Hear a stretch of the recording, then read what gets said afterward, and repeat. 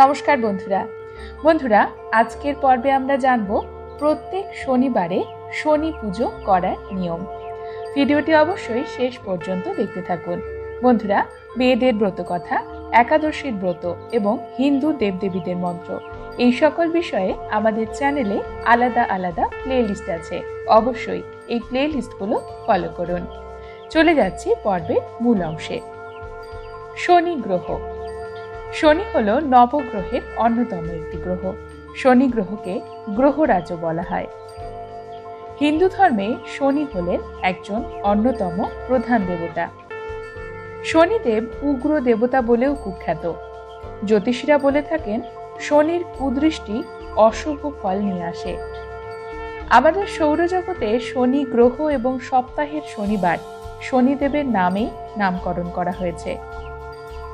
শনিদেবকে শনিশ্চর বা শনশ্চর নামেও ডাকা হয়। প্রতি শনিবার পিপুল গাছে মানে অশ্বত্থ গাছে জল ঢেলে এবং শনিদেবের উপাসনা করলে শনিদেব ভক্তের প্রতি প্রসন্ন হন, সার্বিক সুখ এবং আনন্দ প্রদান করেন। বন্ধুরা, শনিদেবের মন্ত্র জানতে হলে আমাদের চ্যানেলের এই ভিডিওটি দেখুন। শনিদেবের অস্ত্র হল তীর, ধনুক, ত্রিশূল এবং গদা। শনিদেবের সঙ্গী হল নীলা দেবী। শনিদেবের বাহন কোথাও শকুন, কোথাও কাক। বলা হয় প্রতিদিন সূর্যোদয়ের সময় সূর্যদেবকে দর্শনের পর দু চোখ বন্ধ করে শনিদেবের স্তব পাঠ করতে হয়, তাহলে শনিদেব প্রসন্ন হন। শনিদেব সনাতন হিন্দু ধর্মের অন্যতম একটি প্রধান দেবতা, যিনি সূর্যদেব এবং তার পত্নী ছায়া দেবীর পুত্র ছিলেন। এজন্য তাকে ছায়া পুত্রও বলা হয়।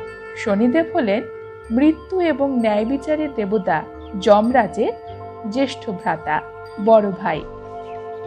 ভারতবর্ষের বহু রাজ্যে শনিদেবের বহু মন্দির আছে এবং আমাদের পশ্চিমবঙ্গ ও পার্শ্ববর্তী দেশ বাংলাদেশেও হিন্দু অধ্যুষিত অঞ্চলে শনিদেবের ছোট ছোট মন্দির গলিতে গলিতে রয়েছে, যেখানে সপ্তাহের শেষে শনিবার বড় ঠাকুরের সাপ্তাহিক পুজো অর্চনা করা হয়।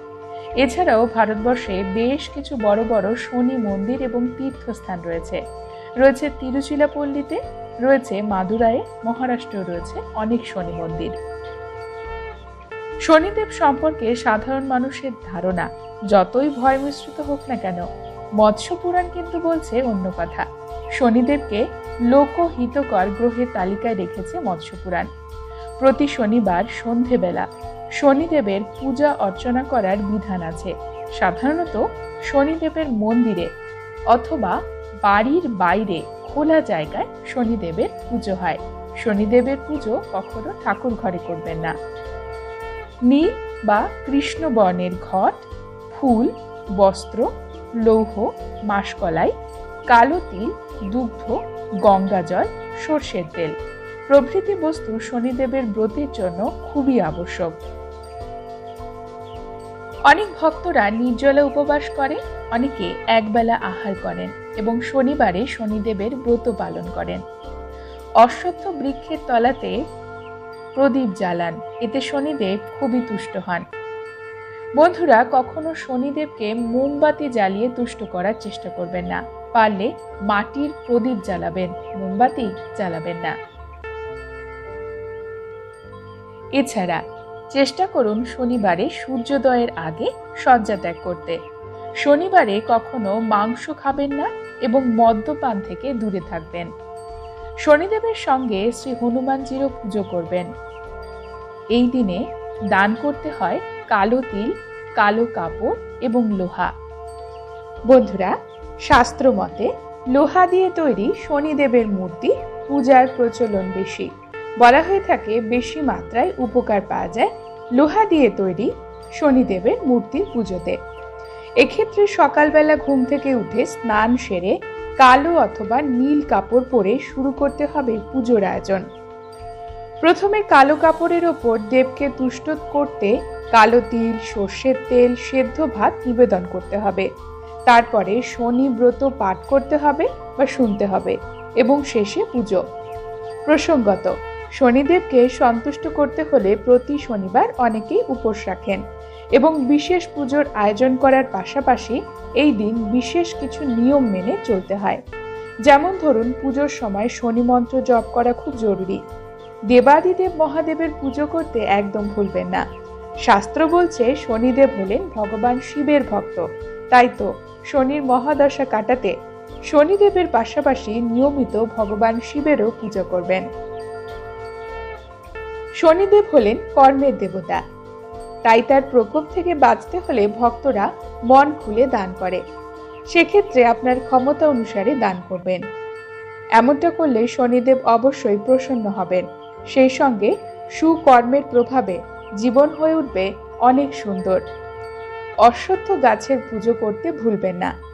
বিশ্বাস করা হয় শনিবার করে অশ্বত্থ গাছের পুজো করলে জীবনে পজিটিভ শক্তির প্রভাব বাড়তে থাকে। সেই সঙ্গে শনিদেবও খুশি হন, ফলে খারাপ ঘটনা ঘটার আশঙ্কা অনেক কমে যায়। শনিবারে খালি পায়ে ঘাসের ওপরে হাঁটুন। যখন ঝড় আসে তখন বড় বড় গাছেরা ভেঙে পড়ে, কিন্তু দুর্বল ঘাসেদের কিছুই হয় না, কারণ তারা হাওয়ার পথ অনুসরণ করে এবং নিজেদের শরীরকে সেই দিকে দুলিয়ে দেয়। ফলে ঝড় কেটে গেলে তারা আবার নতুনভাবে বেড়ে উঠতে পারে, চলতে পারে জীবনের নতুন পথে। জীবনে চলার পথে আমাদেরও আসে নানা রকমের কষ্ট, বাধা, বিপত্তি। তাই তো ঘাসেদের মতো আমাদেরকেও কিছুটা সময় নিজেদেরকে মাটির খুব কাছাকাছি নিয়ে যেতে হবে। দেখবেন কষ্ট অনেক কমে গেছে, তখন জীবন আগের থেকে অনেক বেশি সুন্দর হয়ে উঠবে। এই কারণেই প্রতি শনিবার খালি পায়ে ঘাসের ওপর হাঁটতে বলা হয়। বন্ধুরা, আজকের পর্ব এই পর্যন্তই। পরবর্তী পর্বে নতুন একটি বিষয় নিয়ে আপনাদের সঙ্গে কথা হবে। ততক্ষণ সকলে সুস্থ থাকুন, ভালো থাকুন এবং পুরো ভিডিওটি দেখার জন্য আপনাদের অসংখ্য অসংখ্য ধন্যবাদ।